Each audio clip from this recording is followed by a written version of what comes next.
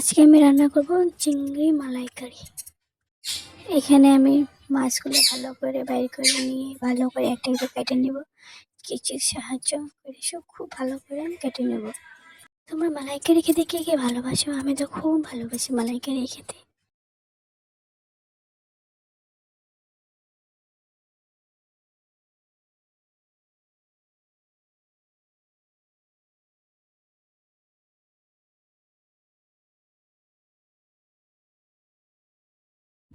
এখানে মাছগুলো ভালো করে ধুয়ে হলুদ লবণ কাশ্মীরি লঙ্কা দিয়ে ভালো করে মাখিয়ে নিব। মাছগুলো খুব ভালো করে হালকা হালকা করে ভেজে নেব, খুব বেশি ভাজবো না, হালকা হালকা করে ভাজবো।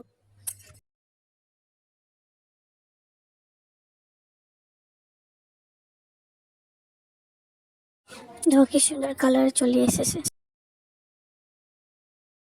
এখানে আমি নারকেলের গুঁড়ে নিয়েছি। এটা ভালো হালকা গরম জলে ভিজিয়ে রেখে দেবো। এখানে আমি মশলাগুলো রেডি করে নিই। আমি 1.5 চামচ সাদা সরষে নিলাম। এখানে খুব অল্প পরিমাণে মরিয়ে নিলাম। এখানে আমি 10 থেকে 12টা কাজু বাদাম নিয়ে নিয়েছি। এগুলো এখন আমি খুব ভালো করে মিক্স করে শিলপাটাতে বেটে নেব।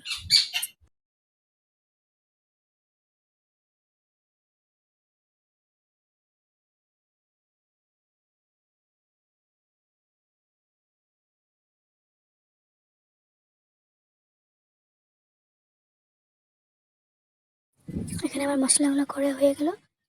এখানে আমি 4টে কাঁচা লঙ্কা বেটে নেব।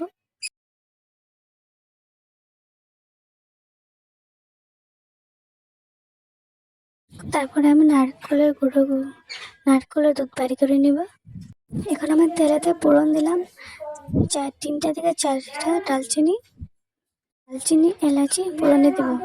তেলে পেঁয়াজ বাটা দিয়ে দেব।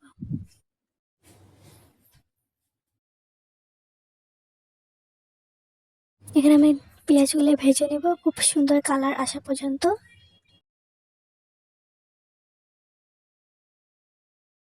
এখানে পেঁয়াজগুলো ভাজা হয়ে গেলে কাঁচা কাঁচা লঙ্কা দিয়ে দেব, হলুদ দিয়ে দেব, দিয়ে খুব ভালো করে ভেজে নেব। তারপরে কাজু সর্ষে বাটার পেস্টটা দিয়ে দেব, দিয়ে হালকা ভেজে নেব।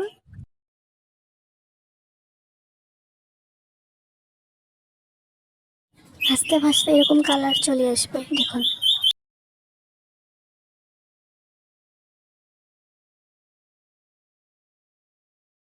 এখানে আমি পরিমাণে মতো লবণ আর নারকেলের দুধ আছে এখানে।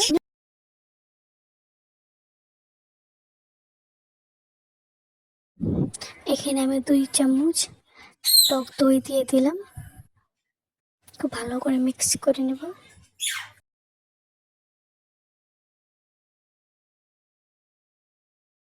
মিক্স করা হয়ে গেলে আমি এখানে নারকেলের দুধ দিয়ে দেবো।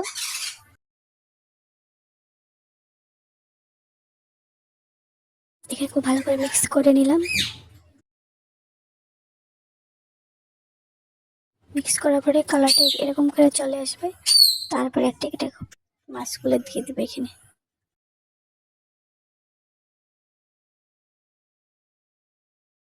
অল্প ফুটানোর পরে নামানোর আগে ঘি দিয়ে দেবেন, কাঁচা লঙ্কা উপরে দিয়ে দেবেন। খেতে খুব ভালো হয়েছিল। দেখতে যেমন ভালো হয়েছিল, খেতে ওরকমই ভালো হয়েছিল, খুব ভালো হয়েছিল।